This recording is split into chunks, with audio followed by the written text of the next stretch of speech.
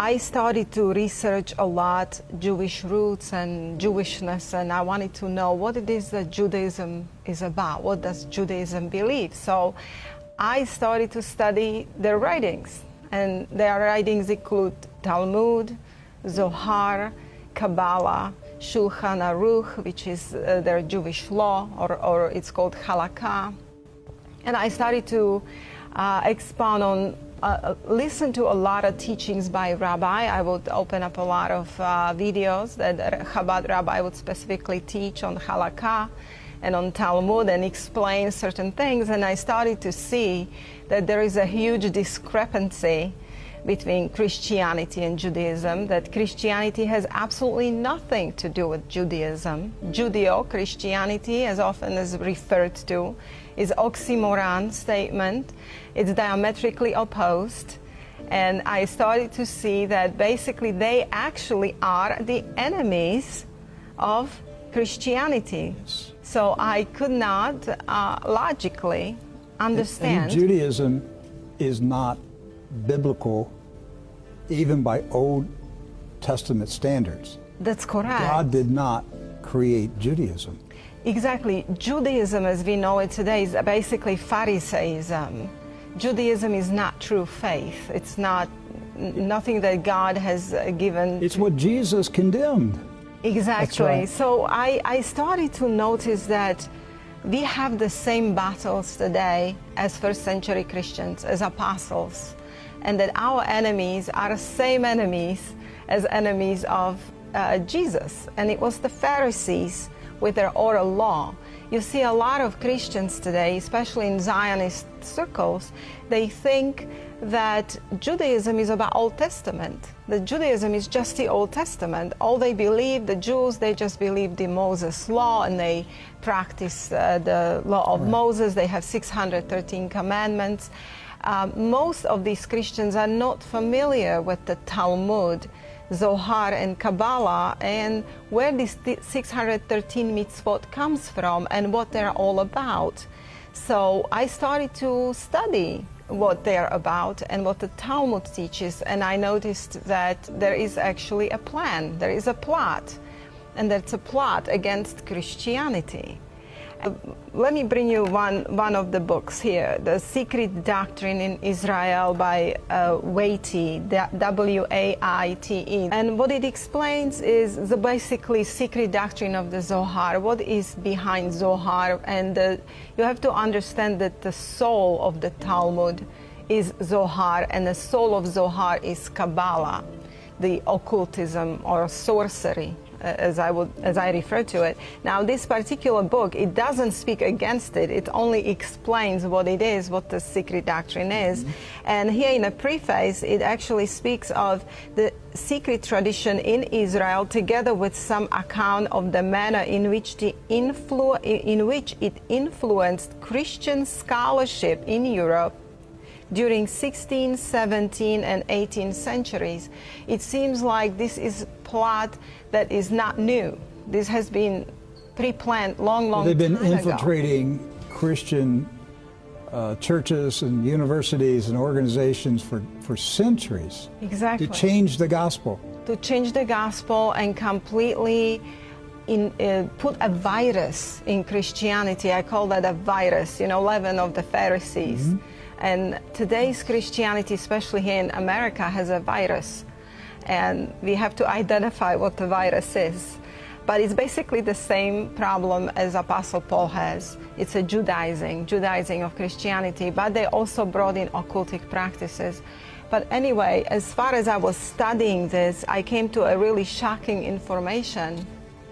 And here on this page, I highlighted it. It says here, according to the Midrash Talpigoth, the Messiah will bring eternal peace, which of course was understood by the Israelites as peace for Israel, plus that which may follow extermination for all who did not enter by conversion into the house of Jacob. So extermination? Yes. So basically what they teach is that if Gentiles or Christians do not attach themselves to the Jews, they will be exterminated.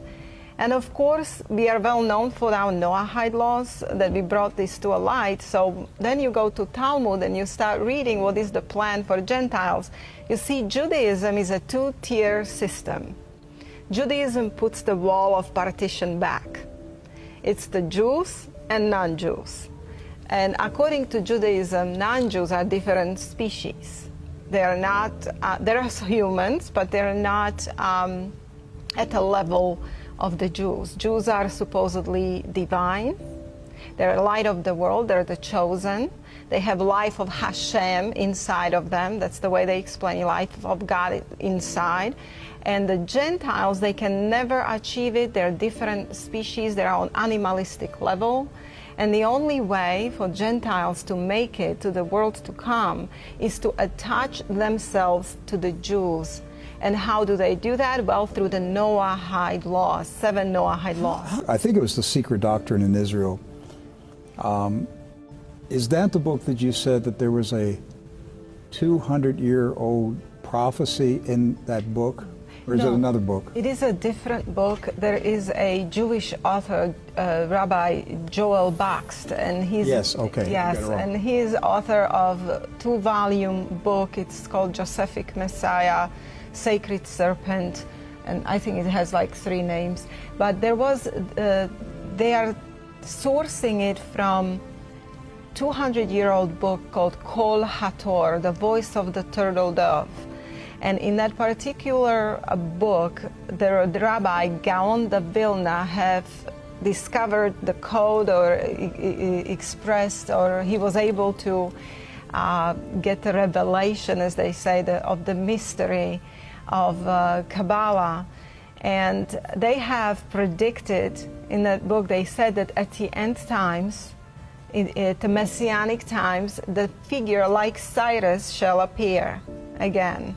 So all of these Cyrus prophecies. That was like over 200 years ago? Yes, it was all over 200 years ago. There would be a Cyrus figure appear. Right. And what would this Cyrus do? Well, in a Jewish mind, they have not only one Messiah, like we know Christians, we have Jesus Christ as one and the only Messiah.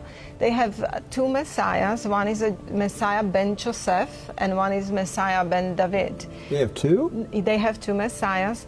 One's not good enough? Well, this is the way they explain it. The Messiah ben Joseph can be anybody, whether Jew or a Gentile. It can be an Edomite, according to them, a Gentile,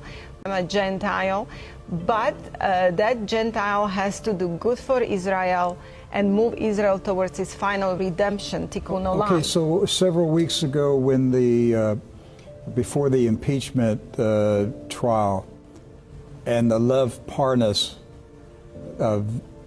recording came out, that was recorded on his partner's phone. Donald Trump was there, and they were telling him, your name is in gematria. Yes. You're like the Messiah. Right, correct. Okay. So he's the Gentile Messiah? Yes, according to Jewish doctrine, Messiah ben Joseph can be either a Jew or a Gentile who helps Israel in their redemption process, who is doing anything, all the good things for Israel, so Israel can come to a place where they rule the world. Well, you have 2 different points in that. You have the Mashiach ben Yosef and Mashiach ben David. And one brings about Israel through redemption, but the other brings it about through war. And some are believing that that Trump could be possibly the David Messiah, and that Netanyahu could be the Yosef, which brings about the war, or vice versa. I forget now which one's which, but this is and there's all kinds of beliefs out there like this. Well, it may make it difficult for Trump to be the war Messiah, because the day the U.S. Senate voted to limit his powers to start a war with Iran. I'm surprised that passed the Senate today. So you know what they're going to have to do now. They need a Gulf of Tonkin incident. They need a USS Liberty incident. They got to do something to get around that Senate vote. Well, they consider him Ben Yosef Messiah for one reason. He has moved embassy to Jerusalem. Of course, there is a plan that all nations will move their embassies to Jerusalem.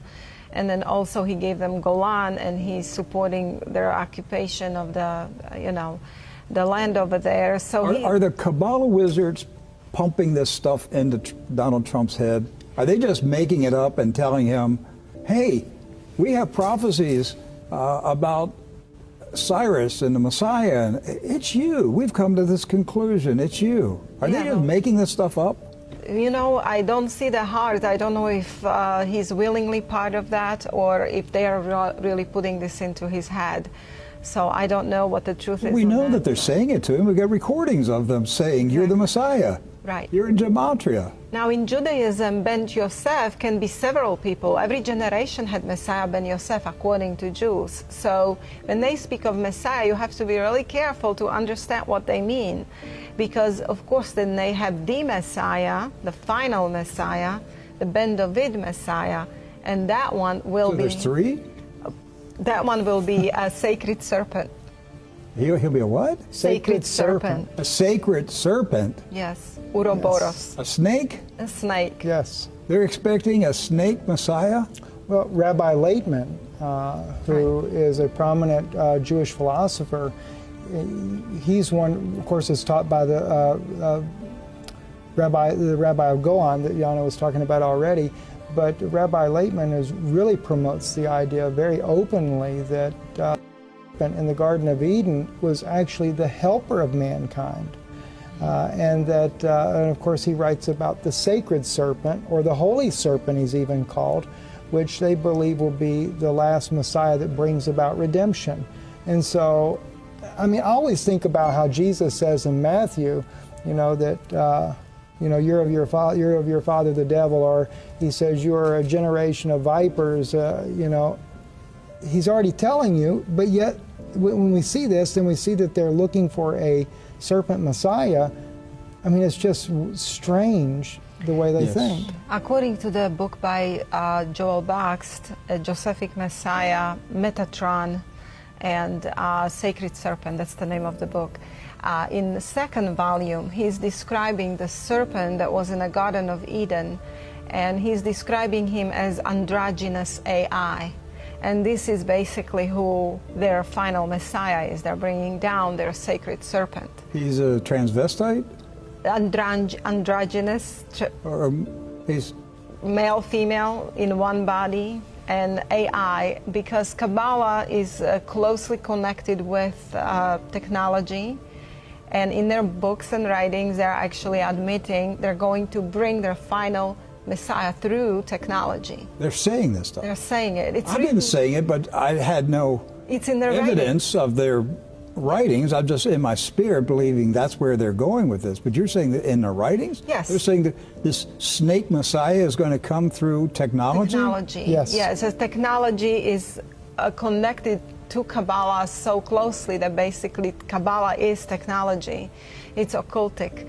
And they're specifically talking about the sacred serpent that was in the Garden of Eden. They're describing him in this particular book, and he was androgynous AI, and this is their Messiah. In the Zohar, Talmud, and Kabbalah, the entire thing is separation of people to Israelitic and non-Israelitic according to the book called Jewish Utopia. Now, they are building their own kingdom. It's the Jewish earthly kingdom with headquarters in Jerusalem, where their AI Messiah will be, and they're going to rule the world through the law. It will be international, one law, one religion, basically, Luciferian religion. So yes, in a Talmud, this is the Jewish earthly kingdom, and this is why the Zionist Christianity have embraced Chiliasm. They have embraced, or Chiliasm, I don't know how you would say. Chiliasm. Which means 1,000. 1,000. Where they get the 1,000-year millennial reign. Exactly, which is a focus on earthly millennial kingdom. And this is how Jews and Christians are getting together, and Christians are so deceived thinking that they're working for the good thing, for the Jews, like they're helping the Jews. The Jews are supposed to get this kingdom. Yet this is Zoharic doctrine, and it does not have good intention. As I said, that they want to rule the world, they want to get Gentile riches, and they want to rule the Gentiles. They don't consider Gentiles fully human beings. And in fact, as an end game, they have this strange doctrine, Adam Kadmon doctrine, which Adam Kadmon originally was, according to Zohar and Talmud, he was androgynous. Adam, like he wasn't male, or he was male female in one body, and this is why you see this transgender agenda today, and there are laws, very serious laws, passing in Alberta, Canada. Is Zionism behind the transgender movement? I don't think that, personally, I don't think Zionist Christians are aware of this. They're not aware of many details of what But is is Zionism? But I think that, yes. Does the transgender movement get its origin in Zionism? Yes, it gets its origin in Zionism, and it gets its origin in the Talmud, Zohar, and Kabbalah. It's a Kabbalistic doctrine of Adam Kadmon, which is eventually they have this doctrine called Tikkun Olam, repairing the world. Yes. So how do they want to repair the world? They want to bring it to the original. Who was original Adam? He was androgynous. So now they're putting specific things in food and drink, and they're basically their end game is to make humans that on earth that will survive whatever it is they're bringing androgynous.